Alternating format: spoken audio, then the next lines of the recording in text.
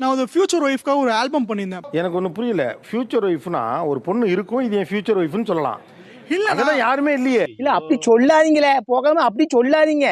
லாஸ்ட்ல மென்ஷன் பண்ணியிருக்கேன், நான் ஃபியூச்சர் ஒய்ஃப்காக அந்த சாங்கை டெடிகேட் பண்றேன், பொண்டாட்டி கவலைப்படாதீ உன பத்திரமா நான் பாத்துக்கிறேன்னு போட்டிருக்கேன். அண்ணா அந்த பாட்டை வேணா நீங்க கேட்டு பாருங்க. ஓகே பாடுங்க, என்ன பண்றது? அப்படி மைக்கு கொஞ்சம் வாங்கிட்டு வச்சுக்கோ.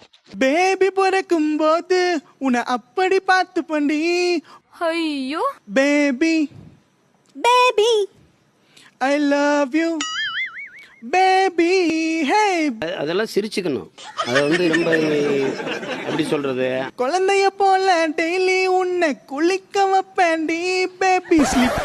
என்னடா ட்ரெண்டே மாறுது. எங்க ஊர்க்கா சொல்லு. குழந்தைய போல டெய்லி உன்னை குளிக்க வைப்பேன்டி பேபி பரப்போ அழகா உன்னை